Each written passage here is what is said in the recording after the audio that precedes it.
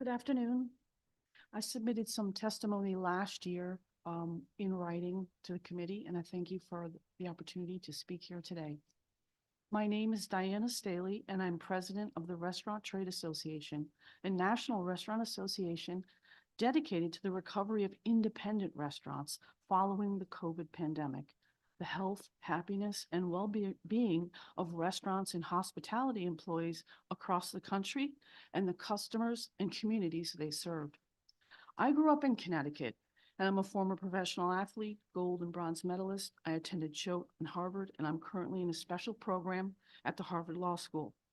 Before that, I was an executive at United Technologies, where my last assignment was running a division that put the stealth coating on the B-2 bomber and the insulation on the solid rocket booster of the space shuttle.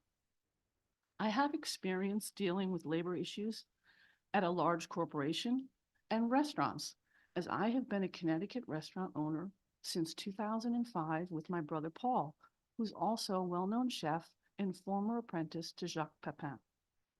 The restaurant industry will contribute almost $1 trillion to the U.S. economy in 2024. As one of the largest private sector employers in America, 1 in 10 Americans work in the restaurant industry. Let that sink in. The COVID pandemic decimated our industry. Every town, city, and state across America, more than 100,000 restaurants closed. As the COVID pandemic raged across the country, state governments mandated the closure of restaurants, and the pandemic caused staggering financial losses of more than $205 billion. In all, 5.7 million jobs were lost. Life savings were wiped out.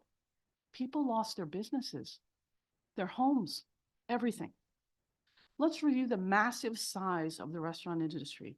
About 15.5 million people work in our industry, nearly 600,000 restaurants, and a segment valuation about $653 billion. Restaurants account for 4% of GDP. But here's an interesting fact you may not know. 70% of restaurants are single unit, family-owned restaurants. Uniquely, our industry employs Americans using U.S. products to create a fantastic dining experience for customers. Restaurants impact commerce at every level, in every community. Tourism, employment, farming, suppliers, manufacturing, salespeople, technology, marketing, banking, insurance, delivery, trucking, and the airlines. The list goes on and on. The restaurant industry is also one of the biggest employers of minorities, women, and young people, where employment does not require advanced schooling or lengthy training.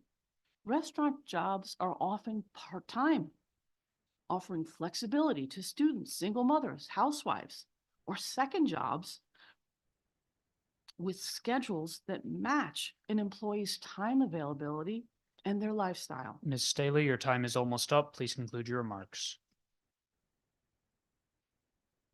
Let's turn to wages. There is no sub-minimum wage in the restaurant industry, and to label it as such shows a complete lack of knowledge and understanding of our industry and what servers and bartenders as tipped wage employees actually earn. 80% of owners, 90% of managers started as entry-level employees. The adoption of one wage will result in lower, not higher wages to service employees. This bill makes no sense, nor does it solve a specific problem in the restaurant industry.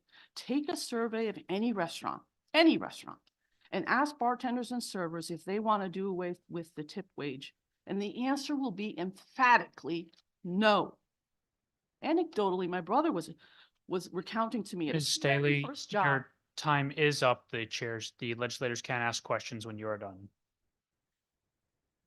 This was back in 1988. And he said that the servers make, on average, over $100,000 a year. Thank you for your testimony. Any questions? Representative Weir. Thank you for your testimony. And I don't really have a question that's coming.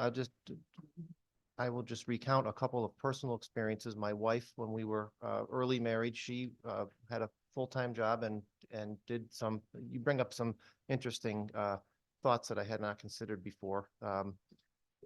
So she, worked in a banquet hall, and that helped us add to our savings as we were trying to afford a house. So I remember we were both working during the day, and a few nights a week she picked up shifts. And currently my daughter is a sophomore in college and is working 2 or 3 nights a week at a local restaurant. And it's just, I don't know that it will be a career at this point. It's she's doing it because it's flexible and it works around her schedule.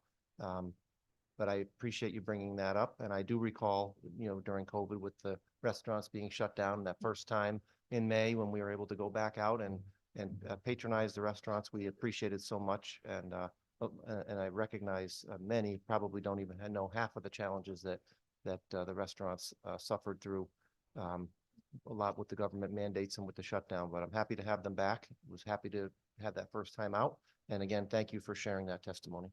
Can I respond? Sure. There is a great deal of data, as you heard in my testimony. There is so much data here. You don't have to be a rocket scientist to figure this out. Frankly, I used to be one.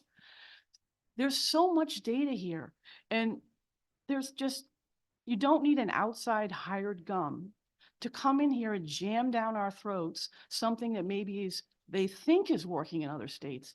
And I've heard some testimony here today that's saying, oh, well, gee, there's a correlation between restaurant small business growth rates and employee wages.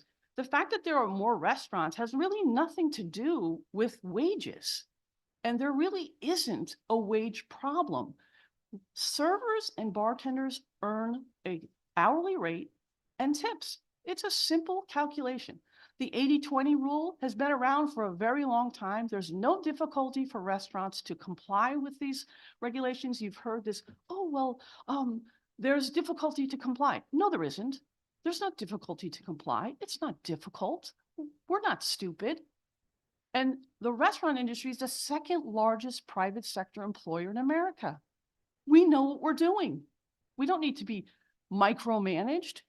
These employees, if you ask them, if you had a testimony here and you invited restaurant workers in here, they're going to tell you, hey, I make X dollars an hour if I calculate it out. They are earning, yes, the way it's structured, but at the end of the day, their hourly rate is $50, $70, $90 an hour. Where are you going to get a job at that rate of pay with no higher education? You tell me. Because you're not. And the flexibility of this type of work is fabulous.